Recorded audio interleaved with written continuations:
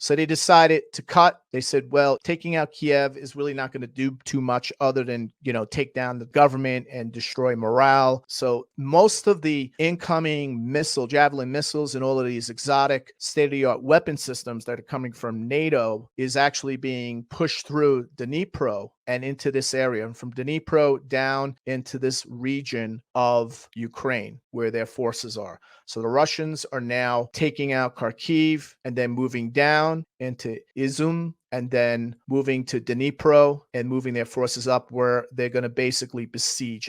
This works exactly in accordance with what I've been saying all along. If we look at the astrolocality map, you could see that the Mars-Saturn conjunction is moving in accordance, right? We look at that Mars-Saturn conjunction over Kiev. You could see how they rerouted their forces back down into here and are going to implement the first phase of this military campaign with the main goal of liberation of Donbass, where a good chunk of the Ukrainian army is currently at. So we see that Mars-Saturn line going straight through right here, and that's currently the status of the war. Now, it's very hard to predict what's going to happen next. I do have some ideas, but I want to sort of wait until we get closer to the eclipse. So in the next presentation, the second presentation will be right into the eclipse. So it's going to be a whole total deep, heavy dive into the eclipse, and not just in terms of what it's doing to Ukraine, but also in terms of what it's doing to the world, especially because we have that larger Jupiter-Neptune alignment. So a lot of the Jupiter-Neptune stuff, everyone says, oh, they talked about Jupiter-Neptune and they posted it on Facebook, and that's all well and nice. That's good. But the real Jupiter-Neptune stuff is coming to a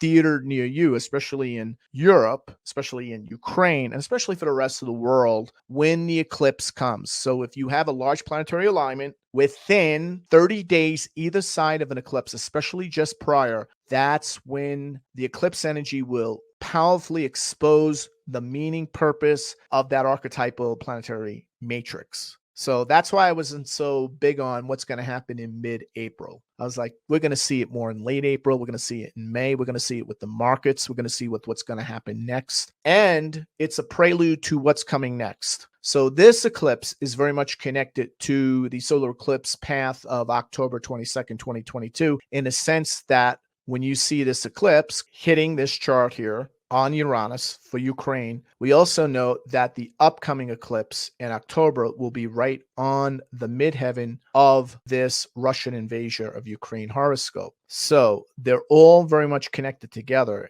And what I've been looking at here is especially what that chart will mean, what that eclipse will mean in relevance to the Ukraine chart. And here's the eclipse path for October 22nd, 2022. You can note here all of Europe and Russia get lit up. So this eclipse path is lighting up. This is going to be the visibility. And notice here it's most visible as we get deeper into Russia, where it borders with Siberia. So the eclipse path goes from Iceland, brings in all of the European, Middle Eastern, goes into the Eurasian area, all the way down into India. So I believe we're going to see massive, massive disruptions of all types, especially with the fact that we see, looking at this world conflict map using the DEFCON levels, where are most of the conflicts occurring, whether they're involved in a war, currently in a civil war, heavy conflict, moderate conflict, light conflict. In this region here, look what's being lit up. Wow, right? That's all going to go from yellow, orange to red, red, red, red, red, red, red, red, red, right? And that's not just military. What we're talking about here is supply chain. I've been talking about the Saturn-Uranus being the supply chain disruptor for COVID, but we also have a bigger supply chain disruption happening. The supply chain dependence on goods from the war zone. So just as the supply chain issues caused by the pandemic were starting to ease up a bit, and the stock market came back, and happy days are here again, right? The next crisis, the Ukraine war, presented itself. And the war in Ukraine is making clear that large parts of the world dependent on Russia, Ukraine, and Belarus for basic necessities such as food, energy, and other commodities is going to come to a head. Europe depends on Russia, Ukraine, and Belarus for its energy imports, but also for some chemical, oilseeds, iron and steel, fertilizers, wood, palladium, and nickel, amongst others. Especially the energy dependency is a vulnerability now that Russia is demanding ruble payments for its exports. it is unlikely that Europe would be able to replace Russian natural gas in the short term, whereas most of the Russian oil and solid fossil fuels could be replaced by the United States. The United States exports more oil than anyone, and yet there's no discussion yet about Europe depending on the United States for its oil. So besides energy goods, disrupt the supply of neon gas. Neon gas is a big one, folks. If you understand how to make tech chips, you try and make a tech chip. China cannot make tech chips.